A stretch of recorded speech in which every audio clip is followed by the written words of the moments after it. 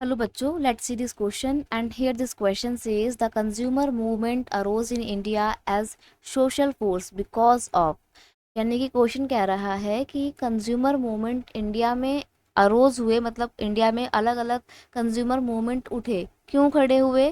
क्योंकि एक social force create हो रहा था। वो सोशल फोर्स क्यों क्रिएट हो रहा था वो आपको बताना है। ऑप्शन है food shortage, unethical and unfair trade practices, adulteration of food and edible oil and all of these.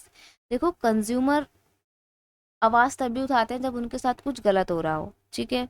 तो कंज्यूमर ने अपने मूवमेंट क्यों लॉन्च किए? क्योंकि एक सोशल फोर्स क्रिएट हो रहा था, उसके पीछे कारण बहुत सारे थे।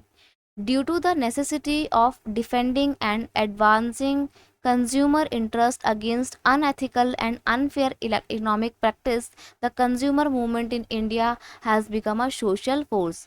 देखो क्या हो रहा था उस टाइम पे, कंज्यूमर मूवमेंट खड़े होने के पीछे बहुत सारे मल्टीपल रीजंस थे। एक तो था unethical and unfair trade practices. अब वो अनएथिकल प्रैक्टिस क्या थी? असल में जो सेलर थे, जो दुकानदार थे, वो ना चीज़ों में क्या कर रहे थे, खाने में मिलावट कर रहे थे। एडिबल ऑयल्स हो गया या फूड हो गया, उसमें ना मिलावट कर रहे थे, उसमें एडल्ट्रेशन कर रहे थे। तो ये एडल्ट्रेशन क्या एक सही बात है, एक सही काम है? बिल्कुल सही काम नहीं है, अनएथिकल है। आपको क्या सिखाया जाता है कि आप किसी को कोई सामान दो तो आप अच्छा सामान दो ना, लेकिन अगर आप सामान खराब दोगे तो वो तो अनएथिकल वर्क हो जाएगा। तो यहाँ पर आपके ये दोनों ही सही है।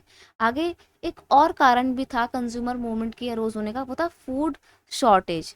फूड की शॉर्टेज हो रही थी, इस वजह से लगातार कंज्यूमर की डिमांड बढ़ रही थी और कंज्यूमर मूवमेंट क्रिएट हो रहे थे। और यही कारण है कि जो सोशल फोर्स क्रिएट हो रहा था इन अलग अलग डिमांड्स को लेकर, इन्हीं सब चीज़ों ने, इन्हीं सोशल फोर्स ने आगे जाके कंज्यूमर मूवमेंट को बढ़ावा दिया। That is why option D, all of these is your correct answer, so you will have to mark option D. I hope you understood it well. Best of luck.